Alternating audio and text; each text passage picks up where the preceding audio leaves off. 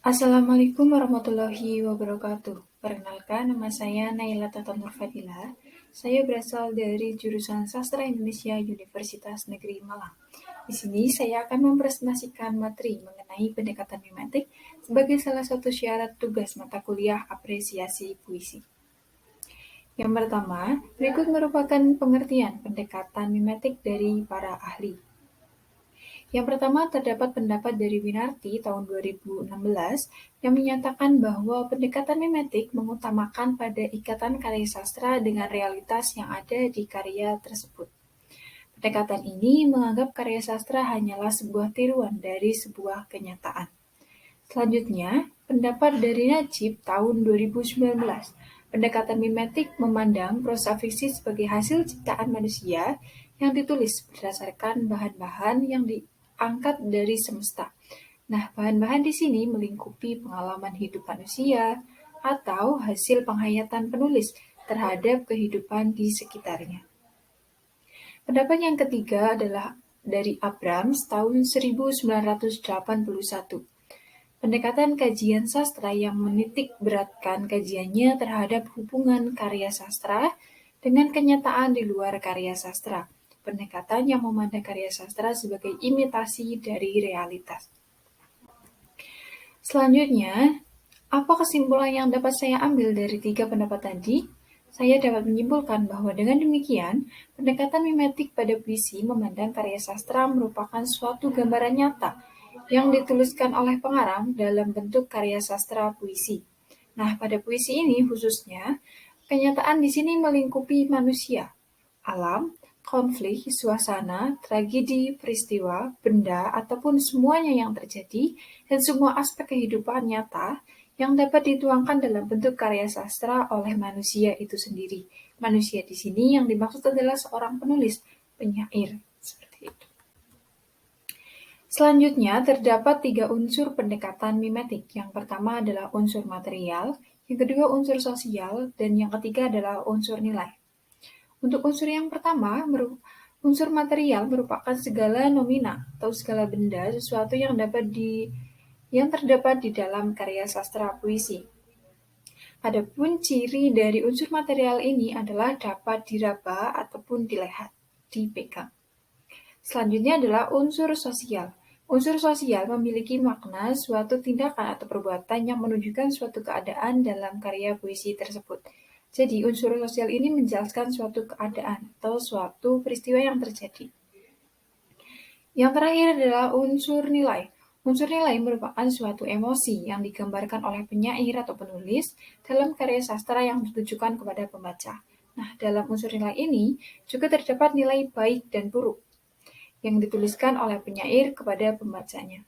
Dalam penciptaan puisi, biasanya penyair juga menyelipkan nilai-nilai yang baik ataupun nilai-nilai yang buruk.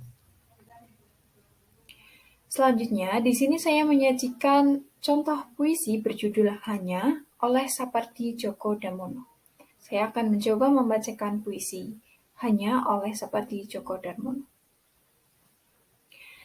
Hanya suara burung yang kau dengar, dan tak pernah kau lihat burung itu. Tapi tahu burung itu ada di sana. Hanya desir angin yang kau rasa, dan tak pernah kau lihat angin itu. Tapi percaya angin itu ada di sekitarmu. Hanya doaku yang bergetar malam ini, dan tak pernah kau lihat siapa aku, tapi aku yakin ada dalam dirimu. Baik, di sini saya akan memasuki sesi analisis. Analisis yang pertama adalah berdasarkan unsur-unsur pendekatan mimetik, yaitu dari unsur material, nilai, dan unsur sosial. Yang pertama, untuk unsur material ditemukan pada bait pertama, hanya suara burung yang kau dengar, dan tak pernah kau lihat burung itu. Tapi tahu burung itu ada di sana.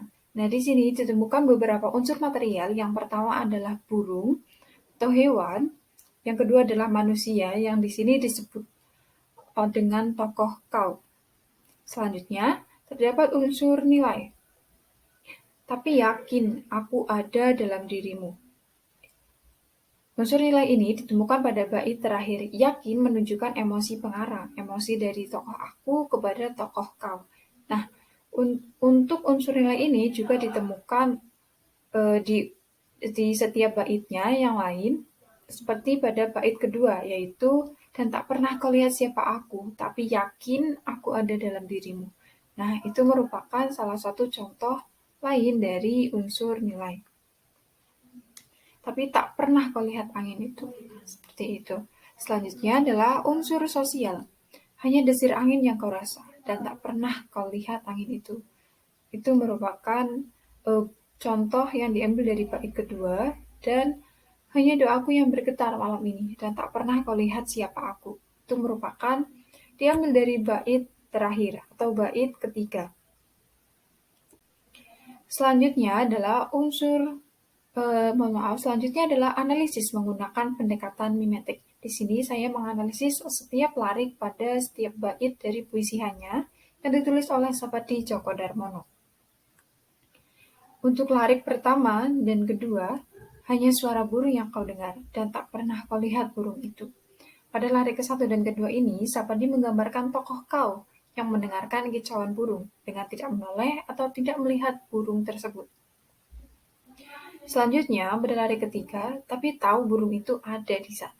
Meskipun tidak melihat burung tersebut, tokoh kau menurut Sapadi sudah mengetahui burung tersebut ada di sana. Mungkin di belakangnya, di sampingnya, di atasnya, atau di sekelilingnya, di sekitarnya.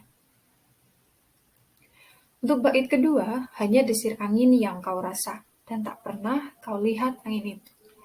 Seperti pada larik ke-1 dan kedua, larik ke-4 dan ke-5 ini berisikan gambaran yang sama, bahwa suatu desir angin itu bisa bisa dirasakan oleh tokoh kau, tapi tokoh kau tidak pernah melihat angin tersebut. Dilanjutkan dengan larik yang ketiga dari bait kedua, tapi percaya angin itu ada di sekitarmu. Menurut Sapardi, tokoh kau percaya bahwa terdapat desir angin di sekitarnya, di sekelilingnya. Dilanjutkan oleh bait terakhir, hanya doaku yang bergetar malam ini. Nah, pada larik ini muncul tokoh baru, yaitu tokoh aku, yang berdoa untuk tokoh kau pada malam hari. Malam ini diartikan untuk pembaca itu setiap malamnya. Dan tak pernah kau lihat aku, tapi yakin aku ada dalam dirimu. Pada dua larik terakhir ini, Sapardi menggambarkan meskipun tokoh kau tidak pernah melihat tokoh aku, ia percaya bahwa ada tokoh aku di dalam dirinya. Kesimpulannya yang dapat diambil dari analisis puisi berjudul Hanya oleh Sapadi Djoko Darmono yang dianalisis menggunakan pendekatan mimetik ini, puisi ini menggambarkan suatu hal yang dapat dirasakan, dapat didengar, dan mendoakan dari jauh meskipun kita tidak melihat orang tersebut ataupun benda tersebut. Ternyata orang tersebut selalu berada di lingkungan kita. Benda-benda tersebut selalu berada di sekitar kita. Meskipun sekali lagi kita tidak bisa melihat, tidak bisa mendengar, ataupun tidak pernah bertemu dengan orang yang mungkin selalu mendoakan kita setiap malamnya. Sekian presentasi mengenai analisis pendekatan mimetik dari saya. Mohon maaf apabila ada kesalahan. Terima kasih. Wassalamualaikum warahmatullahi wabarakatuh.